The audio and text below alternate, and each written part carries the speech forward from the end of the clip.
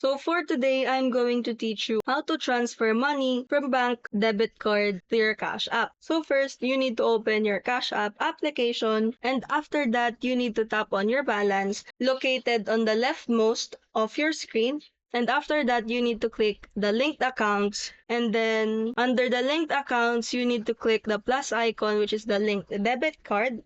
And after clicking that, you need to add your bank using your debit card, which is entering your debit card number and filling out those forms. And after you fill out those forms, just simply click the Add Card button and go to the main dashboard and click the Add Cash button and tender the amount you wanted to add cash on your Cash App. And click the Add dollar sign or how much you wanted to add to your Cash App.